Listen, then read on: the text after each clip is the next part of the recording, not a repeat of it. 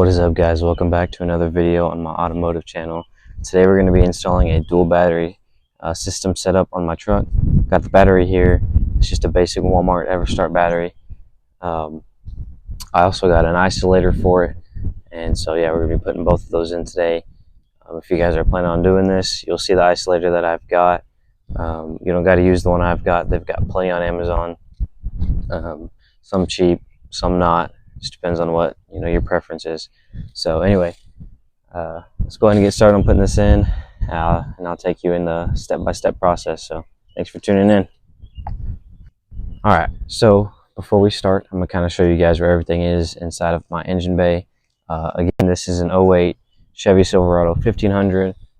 So anything between, I believe it's probably going to be 07 to 13 is going to be close to what this setup is here. So right here, passenger side, we have the starting battery, and right now that's kind of where I've got all my stuff hooked up to, my lights, my switches, and the whole point of this video is to, putting in this system is to kind of take everything off of the starting battery and put it on my auxiliary battery, or the secondary battery, whatever you want to call it. And so, yeah, over here, starter battery. And then across on the driver's side, closer to the front of the truck, is going to be where I put the secondary battery. So anyway, yeah, we're going to start by putting the battery in first and kind of situate it. I have a harness for it. I just bought one off of Amazon. Let's go ahead and place this battery in and get it situated before we start connecting everything up.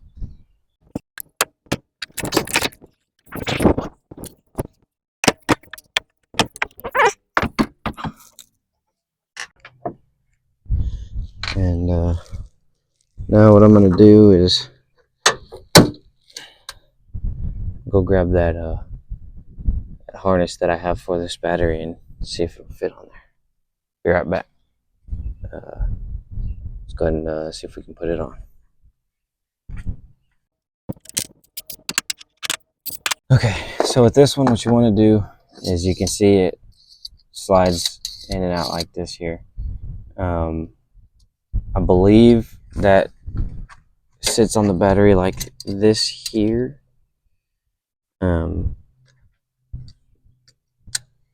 Yeah, just like this, or sorry, like this. And then you tighten this little wing nut here, squeeze it in, and then tighten it.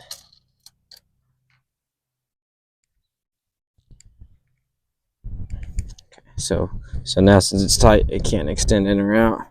And I'm pretty sure I have this upside down. I believe the rigid side is supposed to pop up, and then you put your wing nut here and you tighten it down to this. But it does look like my battery tray isn't, like, this won't fit the battery tray that I have on here. So I'm just going to try and rig this up to where the battery will sit there. I think I can get this, keep going with this, and it'll hold it. But anyway.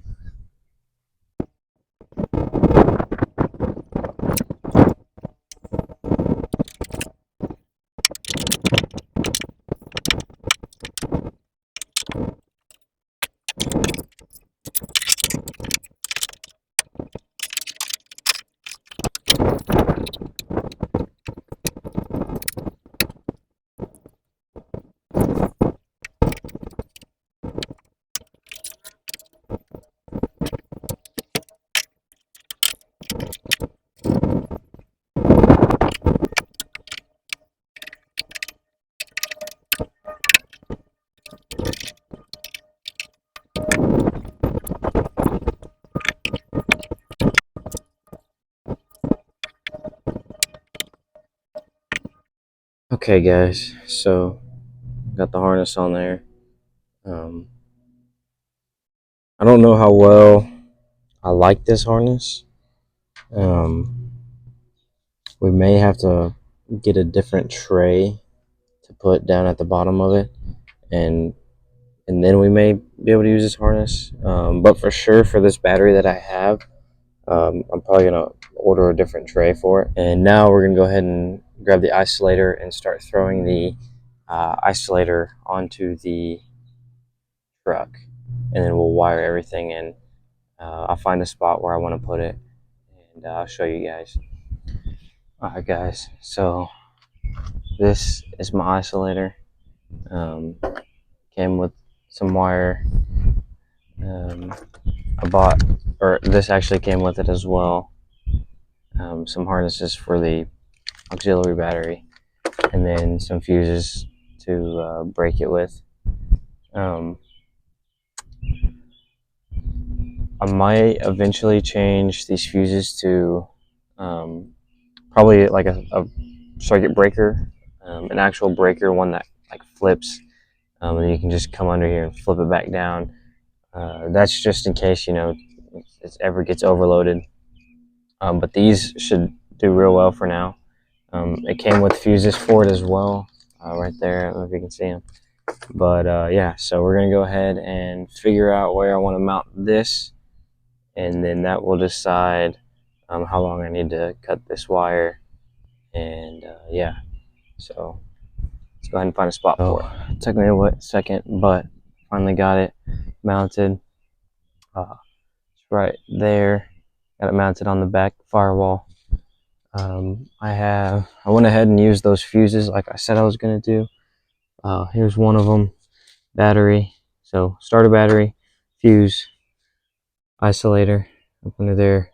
And also the whole reason I did all this too was to kind of clean up this wires. So basically what I'm gonna do is I'm gonna take all this wire back out. I have my speaker wire for my sound system, some light relays. I bought a fuse relay box I'm gonna install in here as well. I'll show you guys that on probably another video. But take out this single relay here that turns on my lights and stuff like that. Take all that out, clean it up, install that relay fuse box, make everything look nice in here. And so anyway, so starter battery, fuse, isolator, and then we ran all the way to the other side of the truck. You can kind of see that bright red here.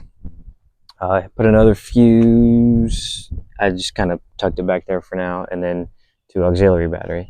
And then now all I got to do right now is ground the isolator, and then everything should be set up. I'm probably going to zip tie this new wire kind of back to the existing red power wire back there. And so anyway, let's go ahead and do that, and I'll show you guys the final product, and we'll go from there. Alright guys, sorry about that. The microphone stopped working for a second. But anyway, I started the truck. Even now, the truck's off, the isolator's still working for a bit.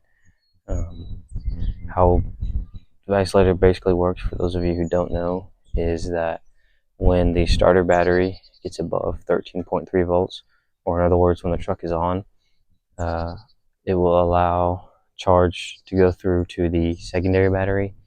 And then when the truck is off, the starter battery will then fall below 12.8 volts, which cuts off the isolator. However, once you turn the truck off, the starter battery will still be above 13.3 for a little bit.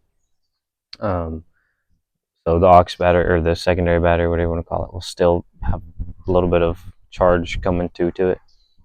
But anyway, yeah, so the isolator is working. I tested it out, tested the secondary battery, make sure it was good. Starter battery's good. Sorry about that, guys. My other microphone died, so I had to grab my other one. But anyway, all I was saying was everything looked good. All the wiring, the isolator, batteries are good. The process, as I said earlier, was super simple. It also depends on, you know, what kit you get for the isolator. I'm sure they're all similar. This one was super easy to install. I'll go ahead and tell you the name if y'all want to know. It is, well, I guess there's no name, but that's what it looks like, and that's what most of them look like. Some isolators look a little different, but yeah. So I hope you guys enjoyed today's video. Leave a like if you did enjoy it.